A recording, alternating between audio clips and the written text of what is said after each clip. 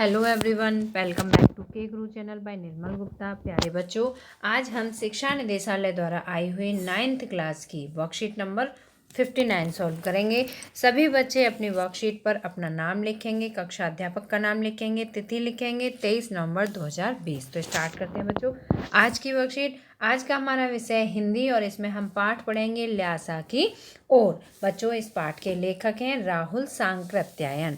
ये पाठ आप ऑलरेडी वर्कशीट के थ्रू पढ़ चुके हैं। आज हम इसकी पुनरावृत्ति करेंगे। तो देखिए, पुनरावृत्ति में आप इस पाठ के एक गद्यांश को पढ़ेंगे और उस पर आधारित यहाँ कुछ प्रश्न दिए गए, तो सभी प्रश्नों के उत्तर देंगे।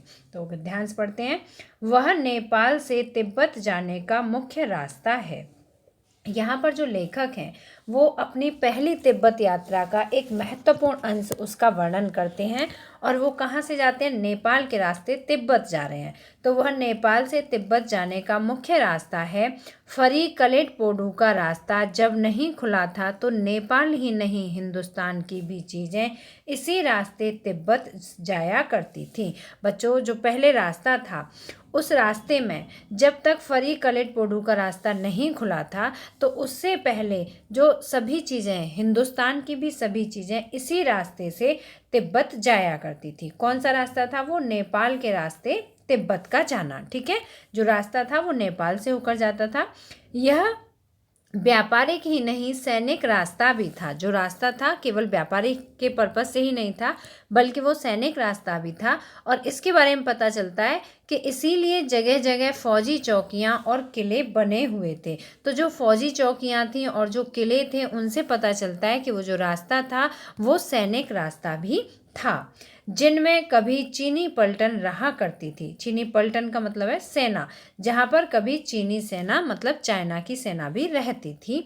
आजकल बहुत से फौजी मकान गिर चुके हैं। दुर्ग के किसी भाग में जहाँ किसानों ने अपना बसेरा बना लिया है वहाँ घर कुछ आबाद दिखाई पड़ते हैं। लेखक ने आज के समय के बारे में भी बताया है कि वहाँ पर जो पहले फौजी मकान बने हुए थे, बहुत सारे फौजियों के मकान थे, वो सभी अब गिर चुके हैं और किसी भाग में वहाँ पर किसान रहने लगे हैं, है ना। उस क्षेत्र में जहाँ पहले फौजियों के मकान बने हुए थे वहाँ पर अब किसानों ने अपने घर बना लिए हैं। वहाँ घर कुछ आबाद दिखाई पड़ते हैं। ऐसा ही परित्यक्त एक चीनी किला था। एक परित्यक्त मतलब जिसे छोड़ा हुआ, जहाँ पर कोई नहीं जाता था, तो इस तरह का एक चीनी बना हुआ किला था, मतलब चाइना देश का बना हुआ एक किला था। हम वहाँ चाय पीने के लिए ठहरे। लेखक वहाँ पे किस लिए ठहरे थे? चाय पीने के लिए ठहरे थे। तिब्बत में यात्रियों के लिए बहुत सी तकलीफ़ें भी हैं।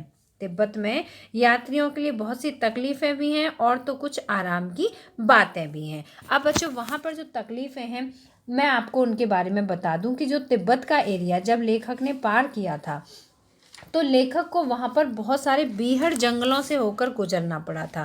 बीहड़ मतलब बड़े ही सुनसान जंगलों से, और लगभग बहुत ऊंचे ऊंचे पर्वतों को, लगभग 16-17 हज़ार फीट ऊंचे जो पर्वत थे उनको लांघना पड़ा था। और वहाँ पे इतना भी डर था, जो तकलीफ़ें हैं मैं उसके बारे में बता रही हूँ कि वहाँ पर इतना भी डर था कि वहाँ पर जो डाकू होते थे वो बिना किसी कारण के खून कर देते थे। इवन वहाँ का जो मौसम होता था वो भी बड़ा ही खराब उस समय झेलना पड़ता था। जैसे यदि चेहरे पर धूप पड़ रही है तो उसे झेलना बहुत कठिन हो जाता था।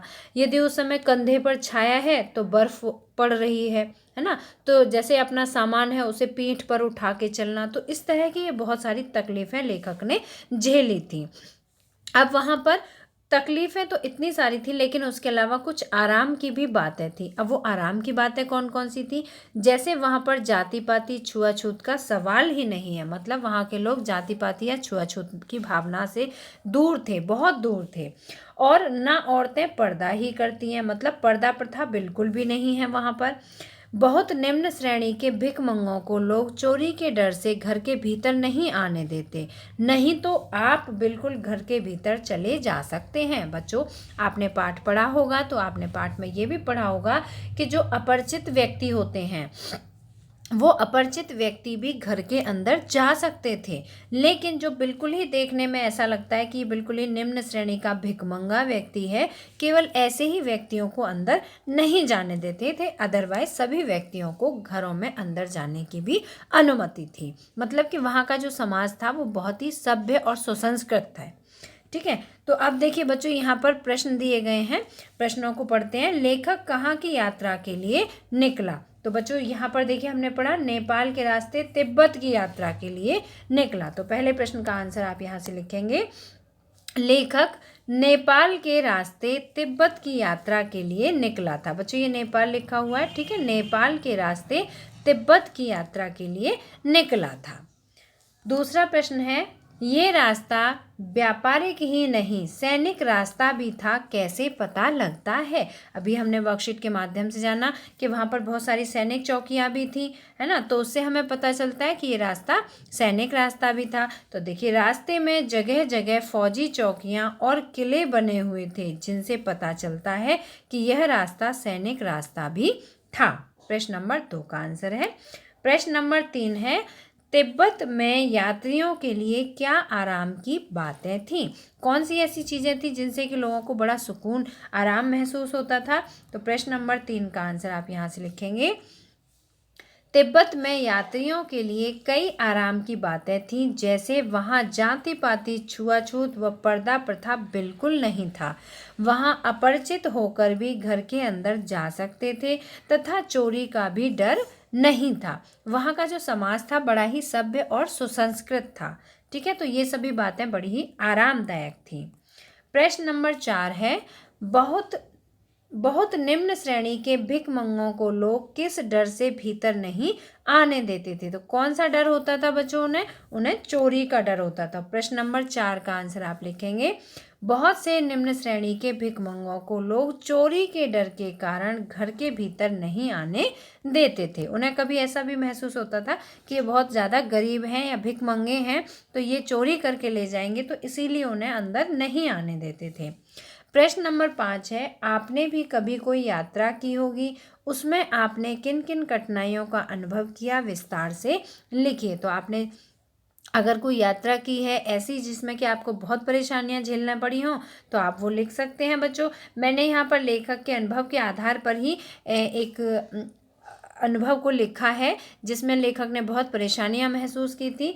तो मैंने लिखा है, हाँ मैंने भी तिब्बत की यात्रा की है, वहाँ बीहड़ स्थानों से गुजरना पड़ा, 16 या 17 फीट ऊंचे पर्वतों को लांघना पड़ा, ऐसे स्थानों से जाना पड़ा जहाँ अनेकों चोर लुटेरे बिना किसी कारण के खून कर देते थे, यात्रा में बहुत पैदल चलना पड़ा, इस प्रकार अनेकों परेशानियों का सामना करना पड़ा। तो बच्चों मुझे उम्मीद है कि आपको आज की वर्कशीट में दिए सभी प्रश्नों के उत्तर अच्छी तरह समझ में आए होंगे।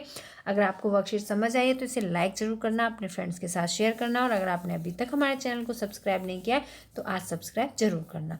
तो हम मिलते हैं फिर अगली वर्कशीट के साथ। Till then bye bye, good luck to all of you.